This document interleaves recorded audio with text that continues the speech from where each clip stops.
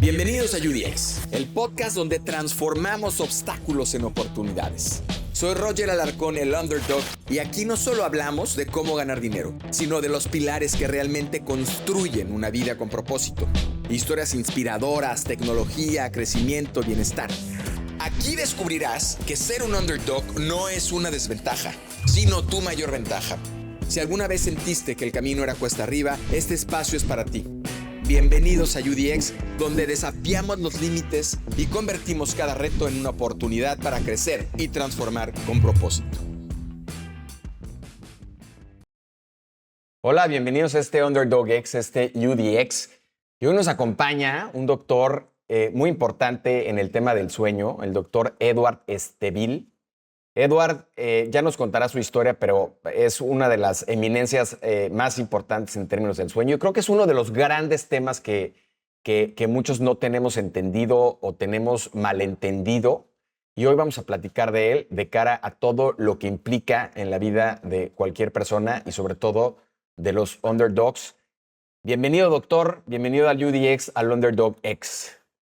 Encantado de estar con vosotros, es un placer y todo lo que sea divulgar para poder ayudar a las personas me parece magnífico. Adelante, pues. El doctor nos acompaña, por cierto, desde España. Y bueno, doctor, lo que siempre hacemos en la primera pregunta es, ¿quién es el doctor Edward y qué hace? Bien, el doctor Estevil es una persona normal, normalísima, que de pequeñito no sabía lo que quería ser, de adolescente tampoco sabía lo que quería ser y al final, bueno, he terminado siendo un médico especialista en medicina del sueño. Todo esto son casualidades de la vida o por lo menos son circunstancias de la vida, ¿no? Yo tuve la suerte de poder estar en Estados Unidos cuando era muy joven por un intercambio de familias, que mi madre, que era una persona muy humilde, porque éramos una familia muy humilde, trabajaba mi mamá en una fábrica, yo iba a la escuela, mi papá también, y no tenían dinero, pero consiguió a través de los ciertos sacerdotes que tenían programas de intercambio y fui a vivir precisamente a Estados Unidos. Allí me formé como persona porque se me abrieron los campos de pensamiento, aprendí a ser tolerante y me tocó un estado en aquel momento que era California, donde los valores humanos eran muy importantes. Esto hizo que cuando volviera a España, porque me tocó vivir con una familia por casualidad, porque yo no sabía, no podía escoger, fue casualidad, una familia donde mi papá americano era médico, mi mamá era enfermera y, bueno, en la casa donde yo vivía, pues se hablaba de medicina, ¿no?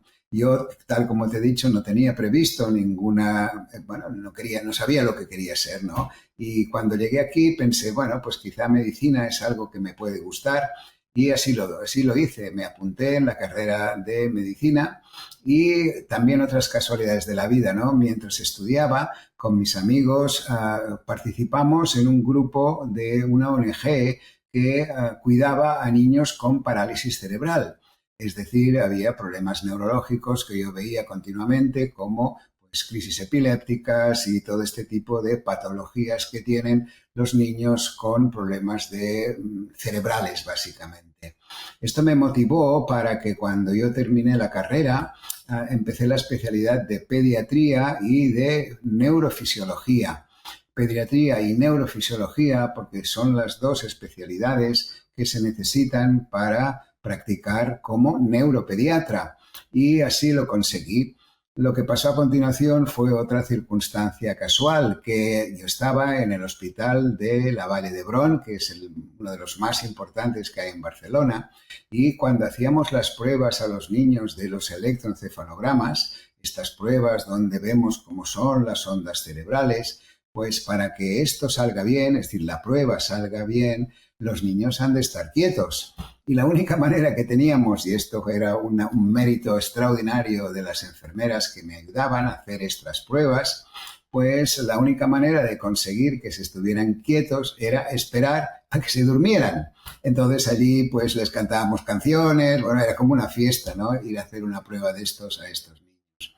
Allí me entró la curiosidad por el sueño, porque entonces aprendí que mientras dormíamos pasaban muchas cosas en nuestro cerebro Y este fue mi inicio, mi introducción en el tema del sueño.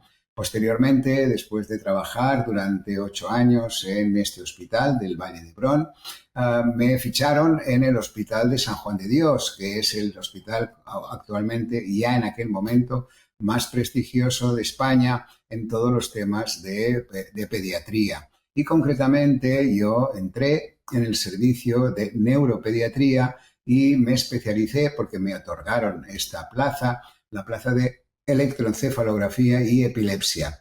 Allí veíamos niños de todo tipo, con muchos problemas de sueño, y aquí fue donde pues empecé ya a aprender mucho más sobre alteraciones del sueño, pero hasta aquel momento solo eran en niños.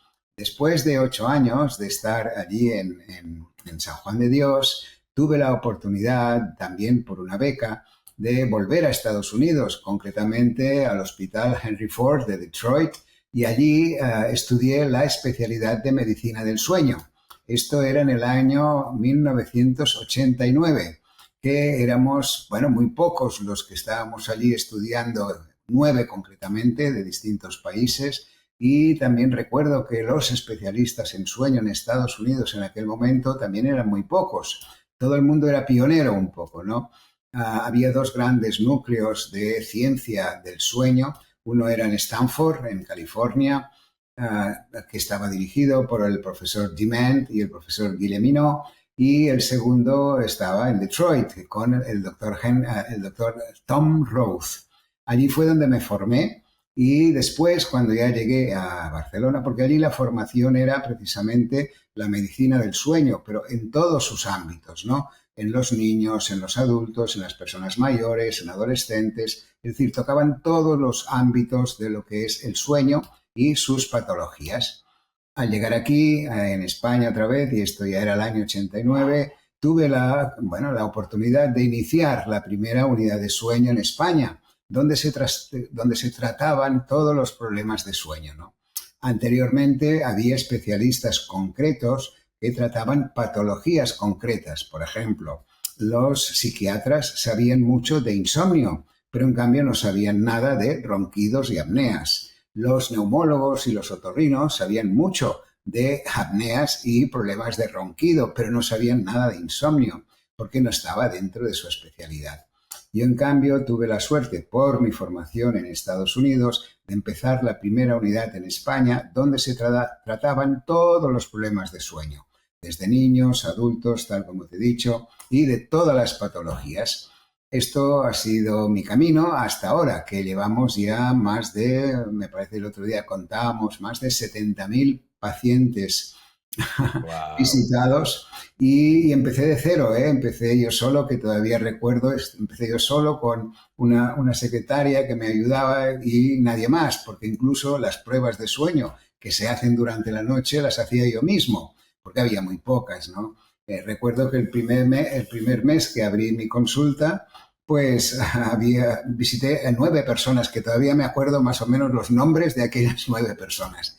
Y a partir de aquí fuimos creciendo poquito a poco y hicimos algo que yo creo que me sirvió mucho, lo que me enseñaron en Detroit, en Estados Unidos, porque mis profesores allí, uno de ellos fue Richard Ferber, que es el profesor que me enseñó todo sobre el sueño de los niños, y a partir de aquí fue cuando él editó un libro muy importante para enseñar a dormir a los niños, y me dijo que, porque participamos en los estudios para saber cómo se tenía que hacer, y fue un poco el que me indujo a escribir el Duérmete Niño. Este libro, pues, que se han vendido más de 4 millones de ejemplares, se siguen vendiendo, porque son unas normas científicas para enseñar a dormir a los niños.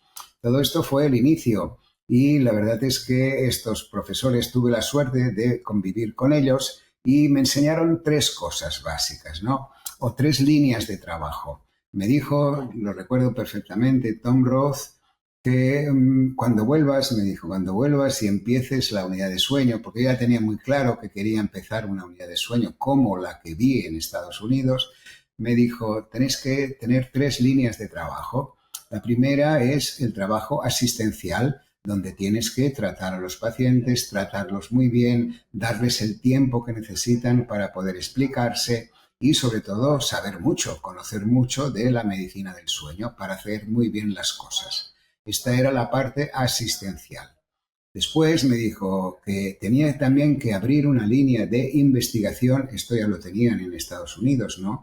Este hospital, el Henry Ford, ya ha hecho miles de ensayos clínicos. Yo creo que todos los medicamentos y todos los aparatos que hay hoy en día relacionados con la medicina del sueño han estado experimentados en este hospital. Entonces me dijo, tú tienes que hacer lo mismo allí, yo te voy a conectar, él nos dio las conexiones con distintos laboratorios que evidentemente son multinacionales, para hacer ensayos clínicos. Y así lo hemos hecho y seguimos haciéndolo. Es decir, tenemos una línea de investigación donde participamos en todos los ensayos clínicos que nos piden de fármacos y nuevos aparatos. Y por último, algo que me sorprendió, que me dijo, la tercera línea es la comunicación. ¿Y qué quiere decir esto, comunicación? Comunicación es precisamente saber explicar todo lo que vamos conociendo sobre la medicina del sueño. Es decir, tienes la obligación de explicar con palabras muy fáciles lo que la ciencia va demostrando. Con lo cual, siempre que te pidan cualquier opinión, colaboración, presentación en un congreso, asistencia a una televisión, a una radio, hacer una entrevista a los periódicos, tú siempre has de decir que sí, porque esto es importantísimo. Los científicos, y él lo recalcaba clarísimamente, tenemos la obligación de poder brindar a las personas que va dirigida en nuestra ciencia a que entiendan perfectamente lo que estamos haciendo. Y esto es lo que hemos hecho, ¿no? Y esto también ha cambiado un poco a lo largo de estos años, porque claro, si hacemos esto, te conviertes en un referente. Los medios de comunicación, los periodistas, los que organizan congresos, toda la gente que de alguna manera necesita de nuestra información, nos convertimos en un referente si les atendemos bien. Con lo cual, pues esto ahora, la marca Estivil es conocida, bueno, pues en toda España y en toda Sudamérica, ¿no? Porque ha habido un cambio de paradigma en esta información, que ha sido, hemos pasado de los medios clásicos, que eran los congresos, que todavía hacemos, evidentemente, la televisión, la radio y la prensa, que esto seguimos haciendo, pero nos hemos encontrado que la gente, o estos medios, llegan básicamente a un grupo de gente específica, que serían la gente que puedan tener ya ahora, que se han hecho mayores con nosotros y que tienen de 40 a 45 años en adelante.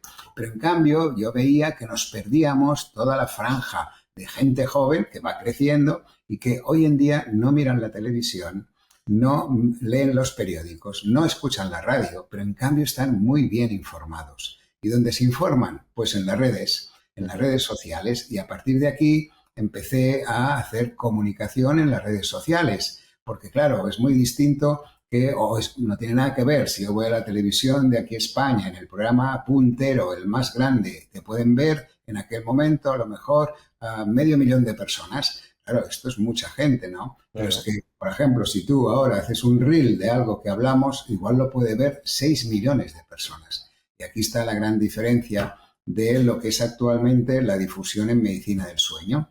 Y después de este rollo que he metido sobre mi vida, pues ya conocéis un poco más lo que hago, ¿no? Aparte de esto, tengo aficiones, hago cosas, me gusta la música, pero todo esto son aficiones y el deporte, pero son aficiones que llenan mi vida.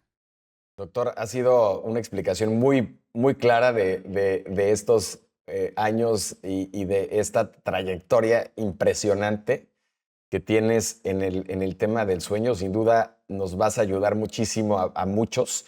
Y yo quiero empezar con lo básico y después ir complicando un poco más la ecuación. Yo creo que pocos o muy pocos entendemos, digamos, la importancia del sueño. Yo en mi caso particular sí me he hecho 2 estudios de sueño en algún momento de mi vida, de estos que te conectan los electrodos en la noche. He tenido mucho interés en entender el tema del sueño, en asimilar, digamos, cómo es que funciona el cuerpo en este sentido. Pero me gustaría empezar por lo primero, que es, ¿qué tan importante es el sueño? Tú mismo has mencionado en algunos foros que tú puedes morir de sueño antes que de hambre y de sed. Es tal la importancia del sueño, que es este periodo de recuperación, no solamente a nivel cerebral, sino, digamos, del cuerpo entero. Y me gustaría que nos expliques la importancia del sueño y que de alguna manera entendamos la profundidad del tema y que no es un mero goce que es fortuito, digamos, a las personas, sino realmente es una necesidad vital. Es muy bueno empezar por este punto, muy bueno, porque otra vez con el mismo criterio, ¿no? Yo os podría hablar ahora de sustancias, de nombres raros, de cosas que pasan en el cerebro para provocar el sueño, pero no os diré nada de todo esto. La idea básica es la siguiente, como tú has dicho muy bien. Durante el sueño, lo que hace el sueño precisamente es como un taller de reparación. Fijaros, durante el día gastamos energía y no solamente gastamos energía de nuestra parte física, sino también gastamos parte de nuestra parte más cognitiva o intelectual o psicológica o mental. Entonces el sueño es un taller de reparación de la parte física y de la parte mental. Sí, todo el mundo entenderá perfectamente que la función del sueño es la reparación. Por lo tanto, dormimos hoy para estar bien al día siguiente. Y precisamente mientras dormimos se produce esta reparación física y reparación mental. Todo el mundo sabe, por ejemplo, que si durante el día se cansa mucho porque ha hecho ejercicio, porque yo qué sé, los que hacen medias maratones o cualquier cosa que cansa mucho, si dormimos, al día siguiente estamos descansados. ¿Qué ha pasado? Pues que durante la noche el cerebro ha trabajado muchísimo para reparar toda esta parte física. Pero también sabemos que a lo mejor durante el día tenemos pensamientos o decisiones que tomar o situaciones donde la parte mental es muy importante, con lo cual igual llegamos a la noche y no tenemos solución de todo aquello que queremos de alguna manera que salga adelante, ¿no? Y entonces nos dicen, fíjate, una frase muy adecuada, ¿no?, del saber popular, que sabe mucho. Nos dice, consúltalo con la almohada. Todo el mundo sabe lo que es consúltalo con la almohada, ¿no? ¿Qué quiere decir? Si tú te vas a la noche, a la cama con un problema, una situación que no tienes la solución, tú duermes y al día siguiente no sabes cómo te viene la luz y te dices, hombre, pero si esto es así, si la solución es esta, si tan fácil como parece. No, no es que parezca fácil, es que tu cerebro ha reparado toda la parte cognitiva que necesitaba para resolver esta situación. También hay otra frase muy agradable, ¿no?, que dice, lección dormida, lección sabida. Y esto, que es el saber popular, se ha demostrado científicamente. Mira, te cuento una anécdota. En Estados Unidos, cuando yo estuve en el Henry Ford Hospital, te he dicho que hacíamos la línea de investigación, aparte de la asistencial y la comunicación. En la línea de investigación participé en un trabajo que hacían ellos y allí en la universidad, que estaba unida al hospital, planteamos hacer esta prueba, ¿no? A ver qué pasaba enseñando una lección a un grupo de 20 estudiantes durante una hora. Después, a estos 20 estudiantes los dividíamos en dos mitades, a uno de ellos les dejábamos dormir perfectamente las 8 o 9 horas que querían o que necesitaban y en cambio a los otros 10 les interrumpimos el sueño, es decir, les pusimos los aparatitos estos que tú conoces y después explicaremos, y cada vez que veíamos que entraba en un peldaño concreto, que después te contaré, que se llama el sueño REM, allí los despertábamos y al día siguiente preguntamos la lección.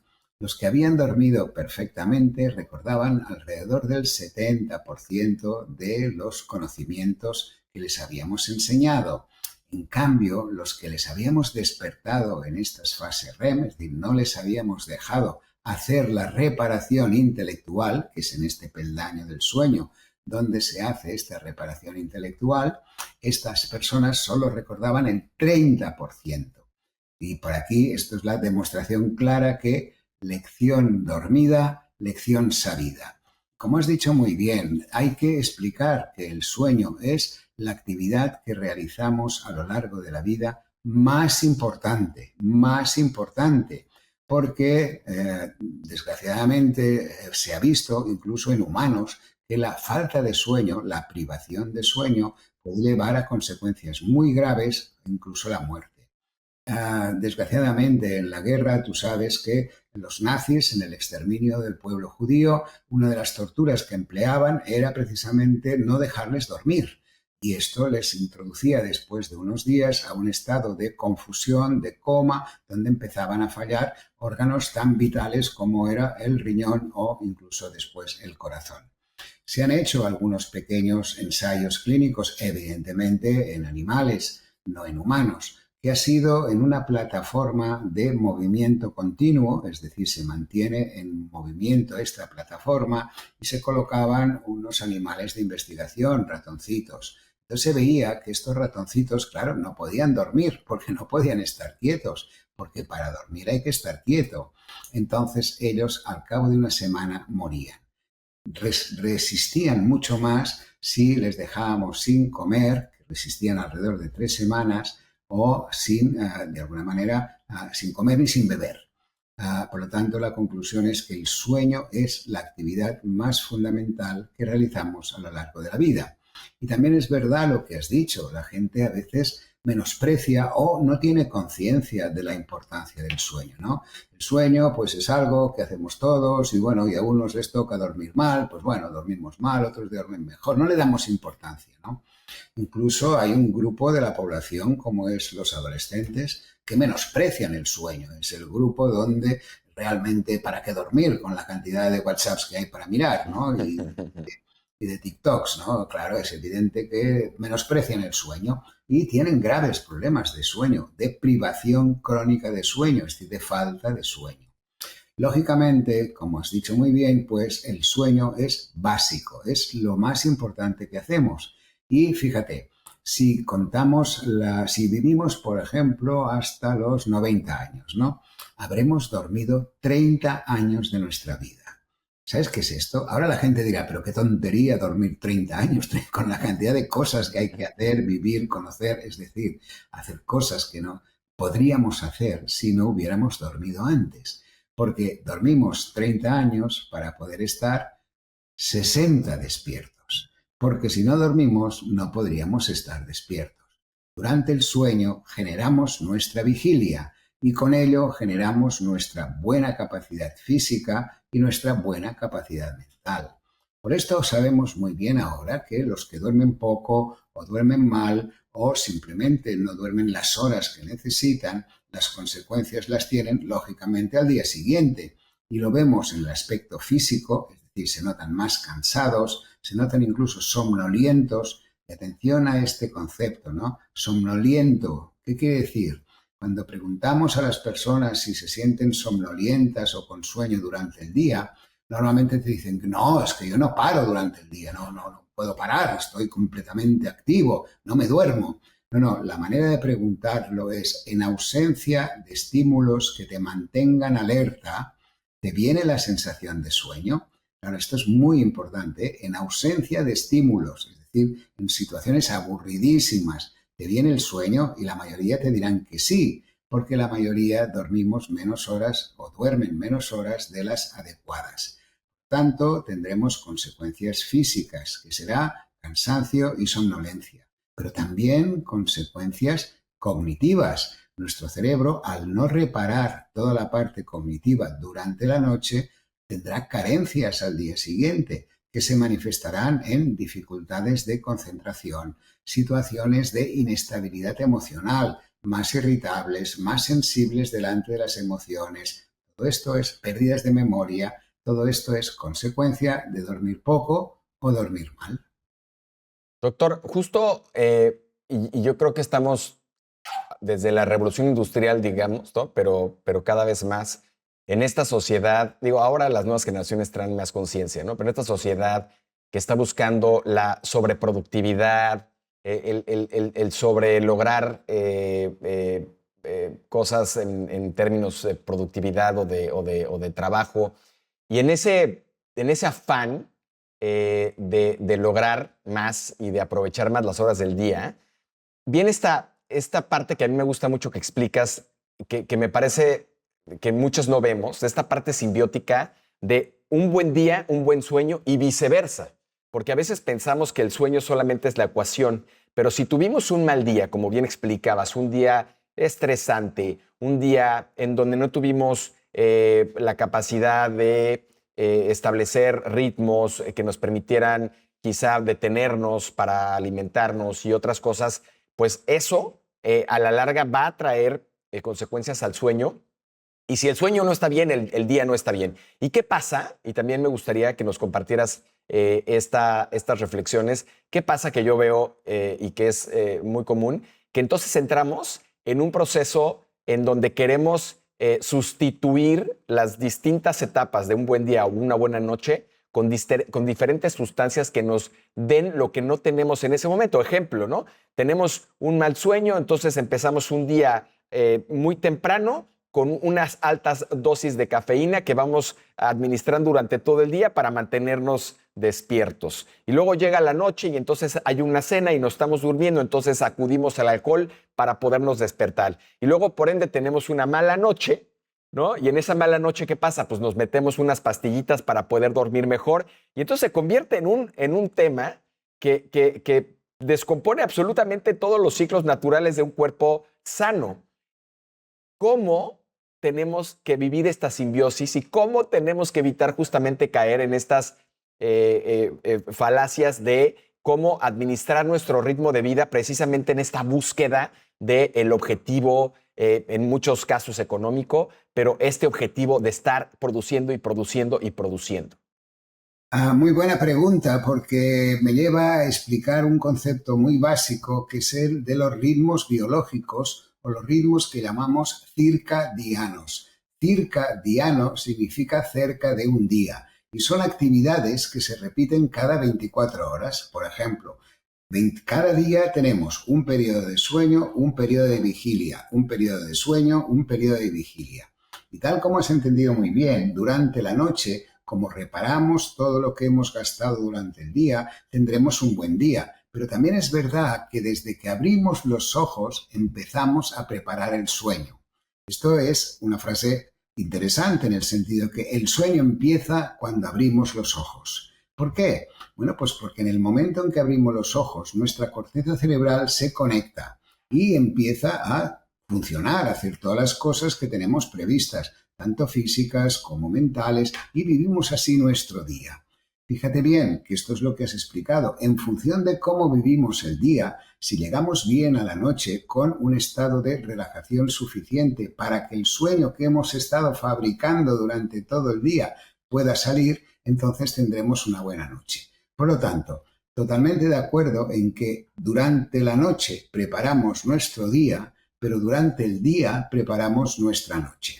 Esto se liga con este concepto, ¿no?, actual de que hemos de ser súper productivos, que además con tonterías que ponen en las redes como aquellos que dicen que hay que dormir 5 horas porque así seremos más ricos, más productivos, etcétera, etcétera. Lo que no saben estos es que al cabo de 10 días de dormir 5 horas empezarán a perder todo lo que han ganado, con lo cual vamos a ir muy mal, ¿no? No hay que hacer caso a esta gente que, bueno, opina lo que quiera, pero no son científicos. El sueño es un taller y necesita trabajar un número determinado de horas. Por lo tanto, está muy bien esta idea de que no hay que provocar esta alerta durante el día o hiperalerta o necesidad de estar con mucha actividad y tener que tomar estimulantes. Y tú has nombrado la cafeína, que dentro de todo podría ser tomarse un café por la mañana, otro a media mañana, podría ser adecuado. Pero es que hay mucha gente que toma otro tipo de estimulantes, ¿eh? Desde drogas, por ejemplo, cocaína o cualquier... no te puedes imaginar la cantidad de empresarios, no son adictos, o personas, dijéramos, patológicas, ¿no? Sino que simplemente para estar bien, para estar fuertes, para estar enérgicos por la mañana, porque tienen que hacer muchas cosas, toman estimulantes. Y es lo que tú dices. Fíjate, estimulantes por la mañana para estar bien, hipnóticos, claro, pastillas por la noche para poder dormir. Y entonces empieza este círculo de patología relacionada con las drogas. Drogas de hiperexcitación o para estar alerta y drogas para poder dormir. Con lo cual, fatal. fatal, porque no tiene salida esto, ¿eh? No tiene salida. Estas personas al final caen en trastornos de salud mental. Lo tenemos muy comprobado, está totalmente identificado.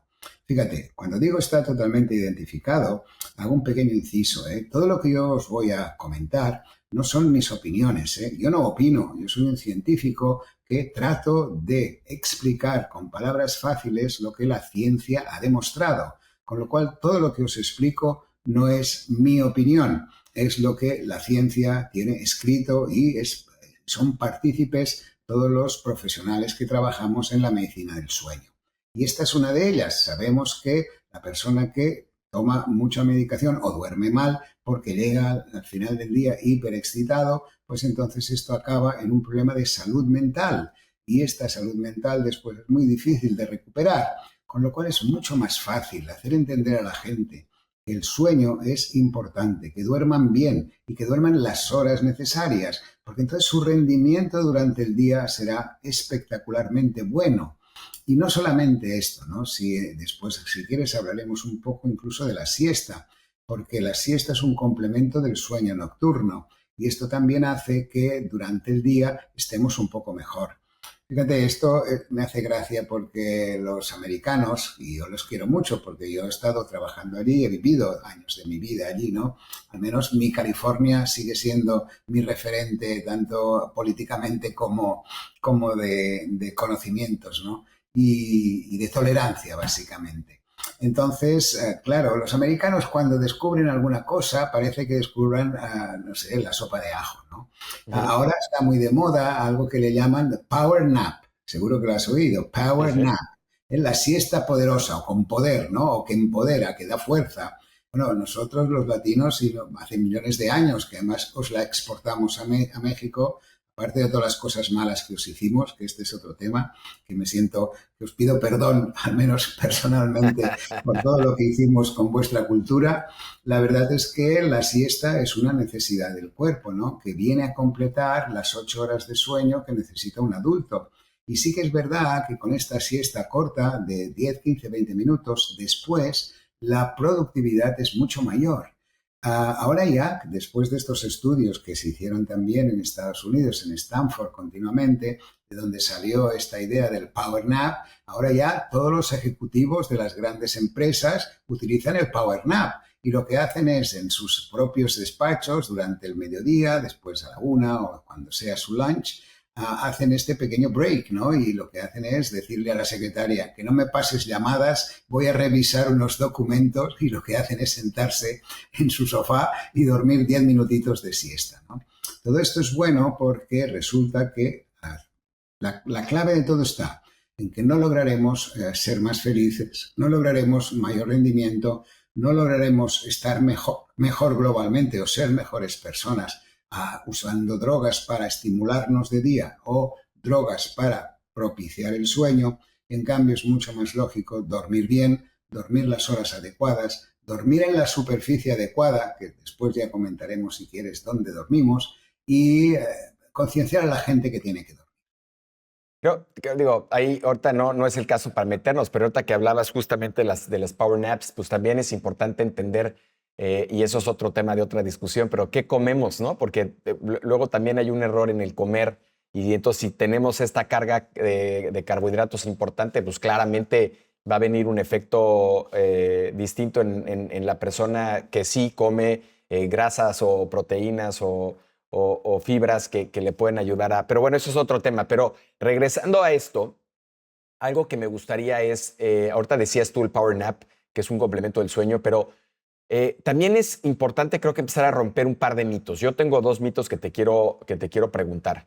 El primer mito tiene que ver con que muchos asumimos que el sueño es como una especie de suma cero. Y entonces, de alguna manera decimos, hombre, no dormí bien, ya dormiré. Oye, llegó el domingo, pues dormiré 5 horas más y entonces cumpliré con las horas no dormidas. Y eso sé y entiendo por la ciencia que eso es un grave error. Ahorita nos vas a explicar.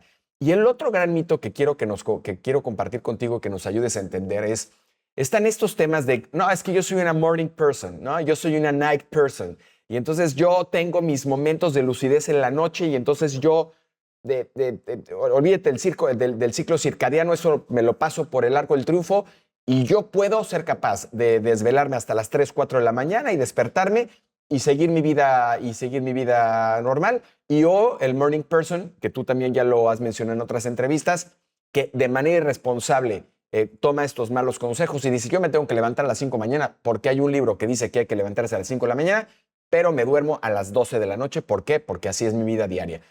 Estos dos grandes mitos, ¿cómo se ven, cómo se miran y qué tenemos que saber sobre ellos? Mira, el primero tiene relación, y los dos tienen relación, porque lo que es interesante primero es saber cuántas horas necesitamos dormir. Empecemos por aquí.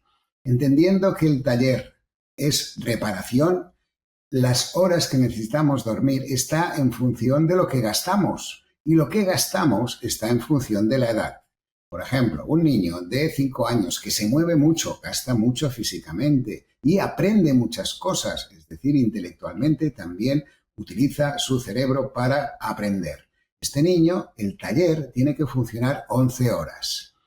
El adolescente, que se sigue moviendo mucho y que sigue aprendiendo, necesita 9 horas y no hay ningún adolescente que las duerma. Después, si quieres, hablamos del tema de los adolescentes. Los adultos, el 80% necesita entre 7,5 y 8 horas. Solo hay aproximadamente un 10% que genéticamente determinado por su cerebro puede dormir 6 horas, 6 horas y media. Pero estas 6 horas y media las duerme cada día de la semana, cada semana del mes, cada mes de cada año. No sirve aquello que todos hemos hecho, que todos alguna vez pensamos que puede ser correcto, que es: duermo 5 horas, 6 horas y ya recuperaré el final de semana. Fíjate, esto es un error horrible. ¿Por qué? Ya lo habéis entendido. Dormimos hoy para estar bien mañana. El taller trabaja esta noche para estar listo para mañana. No trabaja el taller para estar listo dentro de 4 días. Mira, es algo tan banal y tan sencillo como decir, tú no dices nunca, no, yo solo desayuno los lunes y después todo lo demás ya comeré el final de semana y el resto de semana no como nada. Claro, nadie dice esto. Si cuando explico esto la gente se pone a reír porque piensa, estás tonto, ¿cómo voy yo a comer solo los lunes y esperar hasta el domingo a volver a comer? El sueño es exactamente lo mismo. El sueño no se recupera, se pierde como el tiempo. Solo recuperamos un 15% el día que dejamos que el cerebro duerma un poco más, pero nunca recuperamos todo lo que hemos dejado de dormir. Por ejemplo, si yo el lunes duermo 6 horas y media, he perdido, por ejemplo, 1 hora. Si el martes duermo otra vez 6 horas y media, habré perdido la hora del lunes más la hora del martes. Es decir, las pérdidas de sueño son acumulativas. Por esto empezamos la semana, bien, 6 horas y media, tenemos marcha, hacemos de todo y a medida que avanza la semana vemos que llegamos con mayor problema o con mayores problemas al final de la semana. El jueves o el viernes estamos deseando que llegue el final de semana. ¿Para qué? Para recuperar.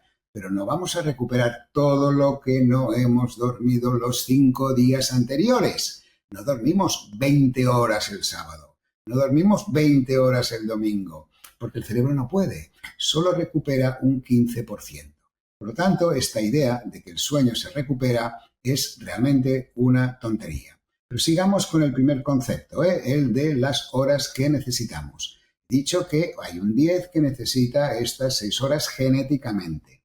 Pero hay el otro grupo, que es el 10%, que estos necesitan entre 9 o 10 horas. Y cuidado con este grupo porque se lo pasan muy mal. Porque la sociedad, el que necesita 6, está muy bien visto en la sociedad. Llega siempre puntual al trabajo, es el primero, etcétera, etcétera. En cambio, el pobre que necesita 9 horas, este siempre llega justito al trabajo porque casi nadie duerme 9 horas cada día de este pequeño grupo que es el 10%. Y esto nos lleva a la siguiente reflexión de las horas que necesitan dormir los adultos mayores. Atención aquí, nuestros abuelos, gente como yo, que ya tengo 77 años. Yo necesito dormir menos que vosotros. ¿Y por qué? Bueno, pues por la misma razón. Yo no me muevo tanto como me movía con 40 años. Ya no aprendo tantas cosas porque el cerebro ya está lleno de muchos conocimientos. Con lo cual, con 6 horas y media y una pequeña siesta o 2 sería suficiente para mi grupo de edad. Con esto, si explicamos esto a la gente mayor, evitaríamos que tomaran muchas pastillas para dormir. Porque ¿qué sucede con los adultos mayores? Bueno, pues que cuando somos jóvenes tenemos mucho sueño y poco tiempo para dormir.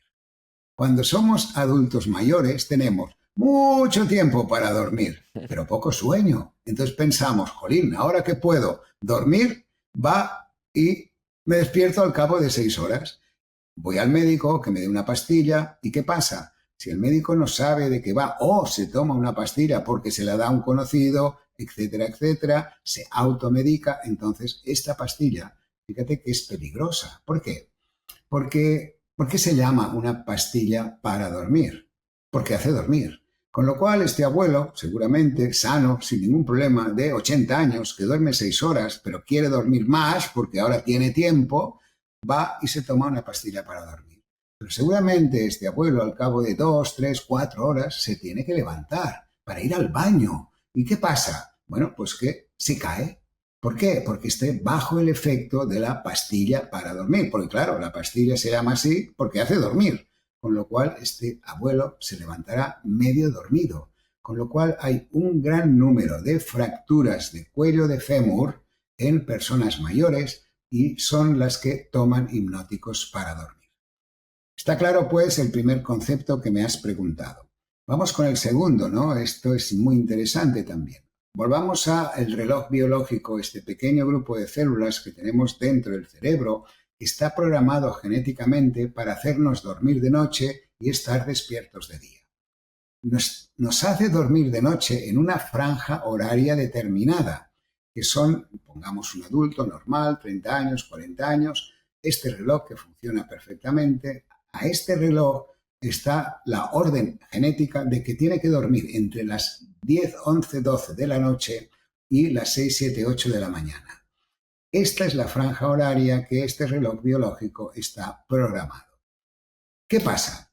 Pues que sí que es verdad que el 50% de las personas duermen en esta franja horaria. Atención que has citado una cosa importantísima que es, bueno, yo si muevo esta franja horaria ya habré dormido bien. No, mentira. No es lo mismo dormir las 8 horas entre esta franja horaria o que si tú te vas a dormir a las 2 de la madrugada y te levantas a las 10, no será un sueño de la misma calidad. Por tanto, hay que dormir en esta franja. Pero te decía que hay el 50% de las personas que están en esta franja. Pero después hay un 25% que esta franja está ligeramente desplazada o hacia adelante o hacia atrás. Hay los que la tienen hacia atrás, quiere decir que son personas que a las 5 de la mañana se despiertan y están activos, hacen muchas cosas, pero ojo, que a las 9 de la noche no les digas nada porque están ya en el otro mundo. Estas personas son los matutinos, los que llamamos early morning person. ¿Qué hacen estas personas? Bueno, vivir un poco su día en función de su cronotipo. Esto se llama cronotipo. Crono es tiempo, tipo, ya lo entendéis, la forma de nuestra genética. Esto es genético, y no se puede cambiar. A lo largo de la vida cambia un poco. Es decir, las personas que son en la franja normal, se hacen mayores, tienden a ser matutinos. Es decir, que se levantan pronto y se despiertan pronto. Pero esto es una peculiaridad de esta franja de edad. Os decía que hay este 25% que son morning persons, es decir, son matutinos. Les llaman también alondras, que es este pájaro que por la mañana está despierto a las 5 de la mañana ya dando murga. Esta gente pues es normal, pero tiene esta característica. El otro 25%, la característica la tiene al revés, es decir, que no sirve para nada. Antes de las 9 o 10 de la mañana, en cambio por la noche, a las 10 de la mañana, noche, a las 11 está haciendo cosas, enviando emails, hablando por teléfono, es decir, son personas nocturnas, ¿de acuerdo? Y estas personas nocturnas es el cronotipo de búho, les llaman también, ¿no? Los búhos son los de cronotipo nocturno. ¿Por qué es importante? Porque es importante conocer nuestro cronotipo. Fijaros, si entráis en nuestra web, y esto es una cosa práctica, buscar Clínica del Sueño Dr. Estivill o Clínica del Sueño Estivill, allí hay un test, un pequeño test para saber si somos de cronotipo matutino o de cronotipo vespertino. Son una serie de preguntas que contestándolas os van a dar la información de qué cronotipo tenéis. ¿Y por qué es importante? Para ciertos trabajos, Imaginaros que tenemos una persona que es responsable de seguridad y que tiene que hacer guardias por la noche. Claro, si esta persona que es nocturno, le haces hacer guardias por la noche, estará muy contento, le irá muy bien, porque ya será su propio ritmo nocturno que le provoque estar bien en su trabajo. En cambio, si tú haces hacer guardias a una persona, turnos a una persona que sea matutino y tiene que trabajar de noche, esta persona se lo pasará fatal. Tenéis que saber que los turnos rotatorios, que son obligatorios, antes citabas, estamos en un mundo que trabaja 24 horas, que está conectado con unos con otros desde Japón a Los Ángeles y viceversa, y pasando por todos los lugares del mundo. No hay noche, no hay día, no hay nada, no hay ritmos, con lo cual la gente se vuelve loca, ¿no? ¿Cuánta gente joven tenemos que te dice, no, es que estoy trabajando en una empresa donde tengo jefe en Cincinnati, yo vivo en Hawái y en cambio tenemos que reportar con India, que es donde tenemos los trabajadores? Esto es frecuente. Claro, esta gente tiene graves problemas de sueño y los problemas de sueño no solamente son muy evidentes en los hombres, sino también en las mujeres. Y aquí voy a introducir un pequeño punto que tengo que decirlo, porque es mi reivindicación personal sobre este tema. La ciencia, y especialmente la del sueño también, pero todas en general, sigue siendo muy machista. ¿Machista qué significa? Bueno, pues que los estudios los hacemos básicamente con hombres. Por ejemplo, el ronquido, ¿no? El ronquido todo el mundo sabe que es cosa de hombres, ¿no? Que los hombres roncan. Bueno, y las mujeres también, pero no les hacemos mucho caso. No hay muchos estudios del ronquido en la mujer. También en el hombre ahí tenemos muchísimos estudios. Lo mismo sucede con la próstata, ¿no? Problemas de próstata. Bueno, pues miles de trabajos para la próstata. En cambio, para la mujer que tiene alteraciones del sueño muy concretas relacionadas con el tema hormonal y el tema social, esto es importantísimo, hay muy poca información, ¿no? Y a estas personas también tenemos que ayudarlas. Pues nosotros tenemos mucho cuidado en esto. Ahora estamos haciendo una investigación con un nuevo fármaco para las personas con menopausia, una situación pues habitual, fisiológica, pero que nadie le hace caso, ¿no? Y que les dicen, bueno, si duermes mal, si tienes calores cuando duermes, pues si te despiertas a medianoche, bueno, esto es la menopausia, ya pasará, ¿no? En cambio, pues se pueden tener soluciones para estas personas, o al menos lo intentamos. Doctor, en este contexto de entender las distintas situaciones, mencionabas hace un momento el sueño REM y el no REM. Y yo tengo dos preguntas ahí. Una es que nos puedas explicar esto, porque al final del día, claramente en esta distinción y en estos ciclos necesarios, en estas que mencionabas, 8 o 9 horas de sueño en algunos, son fundamentales para este descanso reparatorio. Pero por otro lado, alguna vez leía yo de algunos grandes maestros como Da Vinci y otros que ponían esta productividad que tuvieron en sus vidas que fue fuera de sí, ¿no? O sea, inhumanas. Sabemos que tenían ayudantes y tal, pero que era una productividad brutal.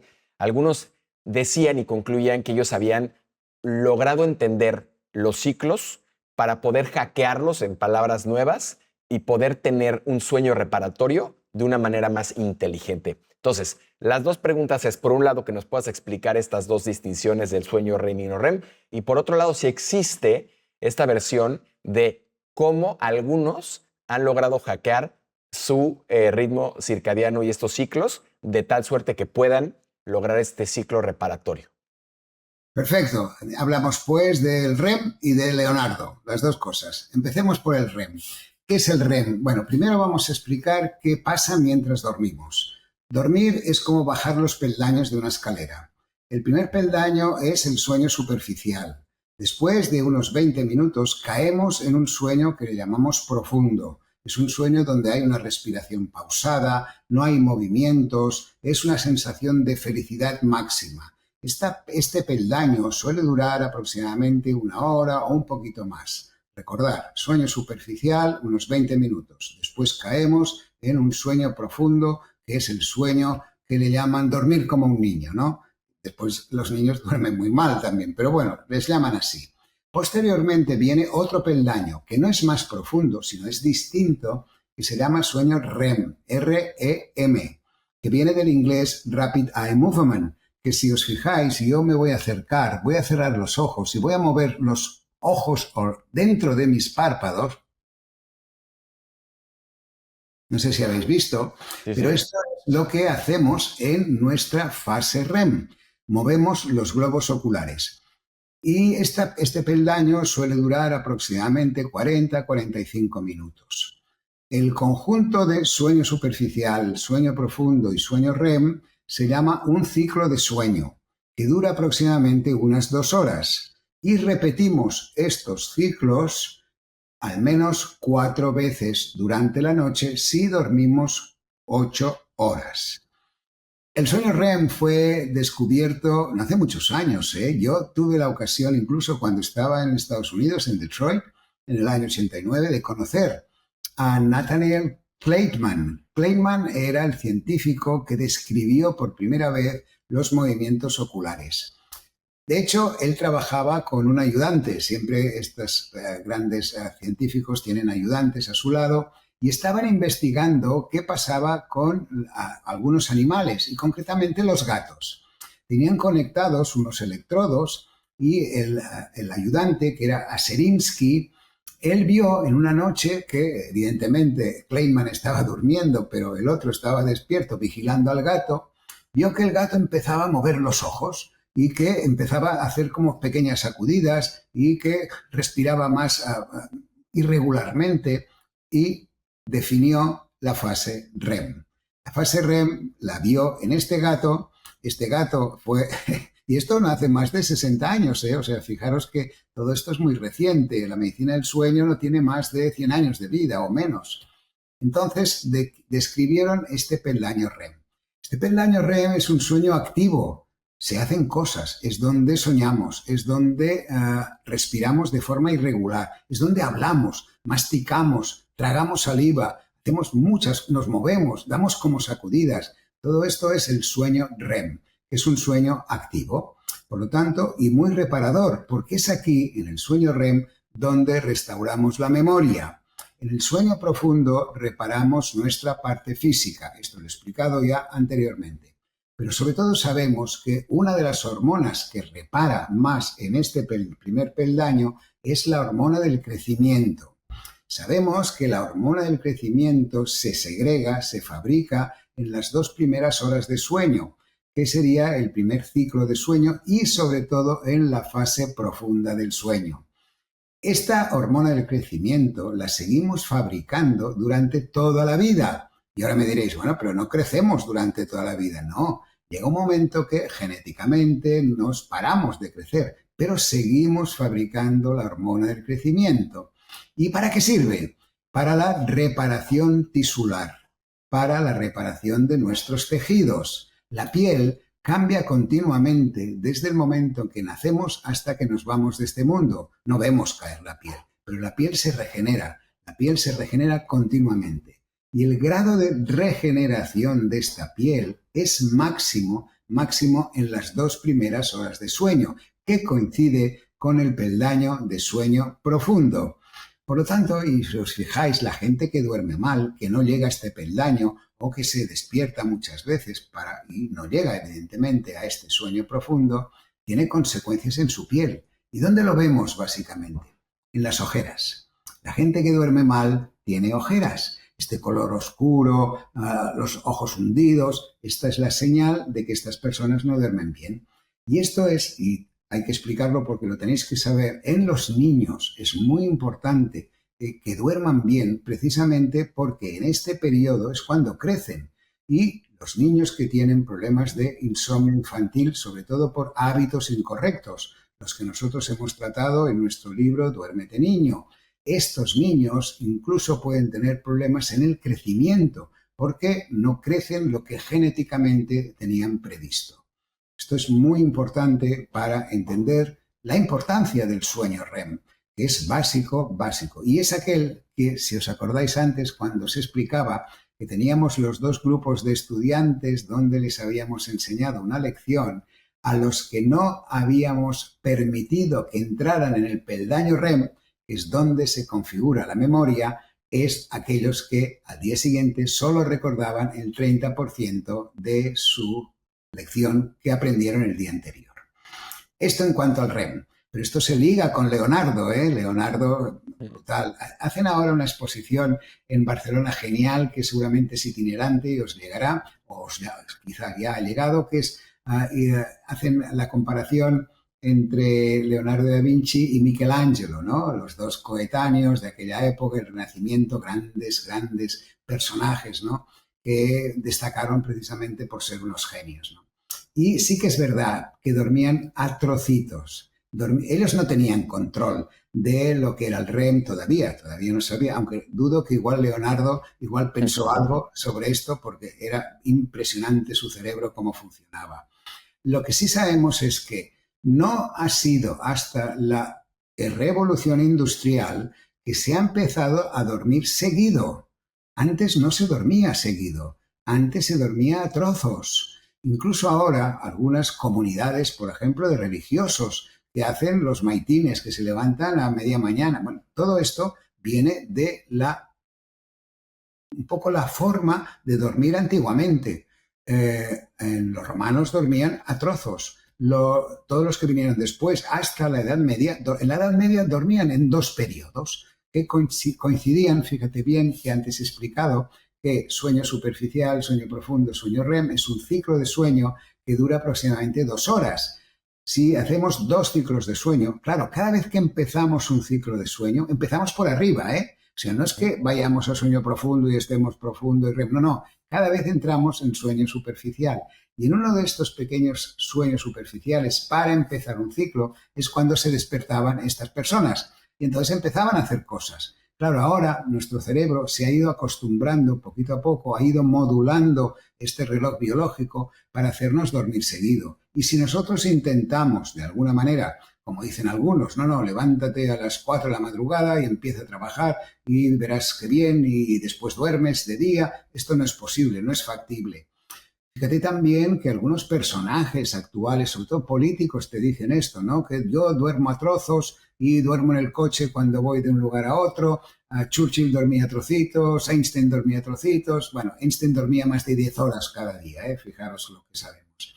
En cambio, pues otra gente brillante dormía menos. Pero bueno, lo importante es entender el porqué. O sea que es lógico que en la época de Leonardo se durmiera de esta manera, pero venía de este concepto de sueño polifásico, que se llama, ¿sí? De 2 fases, básicamente. ¿Correcto? Polifásico, esa es la palabra que no, pero esa es la que mencionaban en el libro. Oye, pero ¿esto sigue siendo, digamos, científicamente posible? Es decir, No, por esto que te contaba, de que el cerebro se ha acostumbrado después de la revolución industrial a dormir seguido. Y de alguna manera nos puede pasar, mira, durante la noche, durante estos peldaños del sueño, además de caer en estos peldaños, tenemos lo que llamamos pequeños microdespertares. Microdespertares significa que desde un peldaño, ya sea REM, ya sea profundo, nos despertamos brevemente, unos segundos, y volvemos a dormirnos. Y no recordamos cuándo ha sido esta situación. Normalmente esto sucede entre 4 o 5 veces por noche, 4 o 5 veces por noche.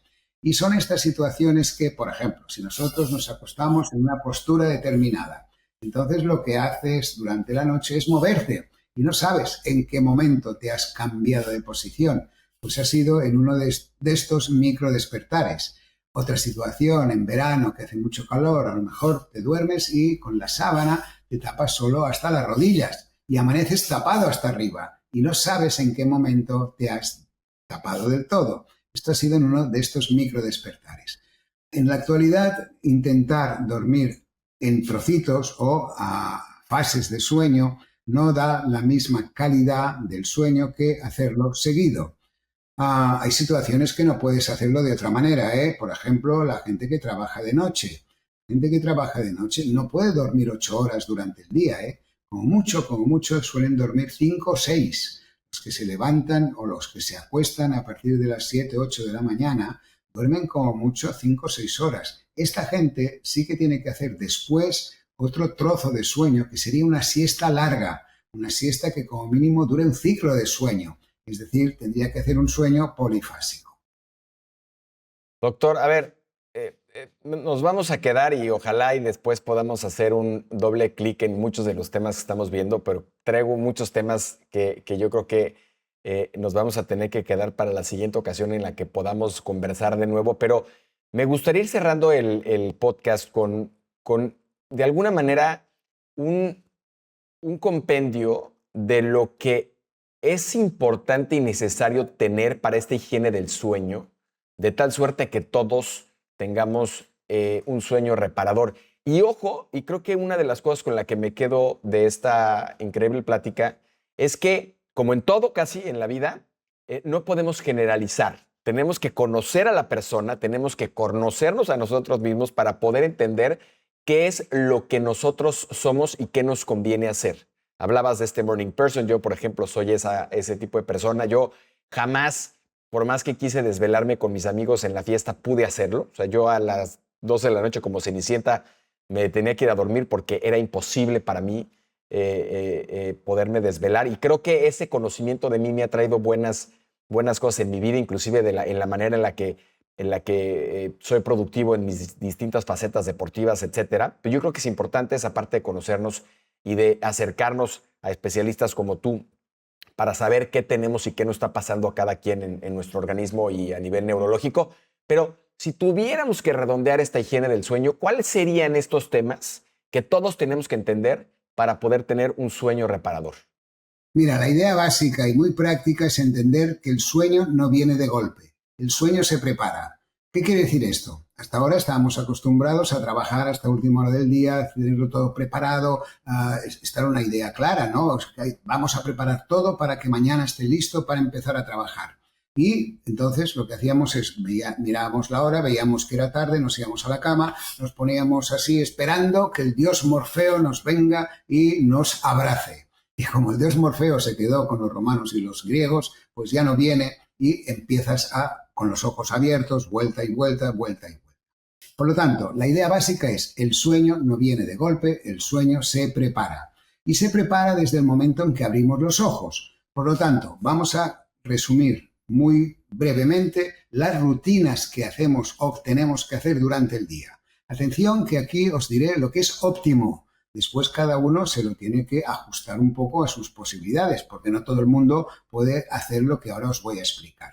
Lo ideal es levantarse siempre a la misma hora, acostarse siempre a la misma hora. Los fines de semana, especialmente los jóvenes que tienen que estar en el mercado para seguir produciendo personas, estos pueden ir a dormir un poco más tarde, pero sobre todo el domingo por la mañana, no dormir mucho por la mañana porque si no tendrán problemas con la noche siguiente. Por lo tanto, acostarnos más o menos a la misma hora, levantarnos más o menos a la misma hora. Después de levantarnos es muy importante dos cosas que hacían nuestros bisabuelos o tatarabuelos, Por ejemplo, se levantaban y iban al corral a buscar los huevos de la gallina o la comida, desayunaban como un rey, almorzaban como un príncipe, un poco menos, y cenaban como un pobre. Esto es básico. Cenar como mínimo un par de horas antes, un par de horas o 3 antes de la hora de acostarnos. Pongamos, por ejemplo, que la hora de acostarnos son las 11 de la noche y la hora de levantarnos son las 7, o pueden ser las 6 y pueden ser las 10 de la noche y las 6 de la mañana. Entonces, esta franja horaria es la buena para dormir.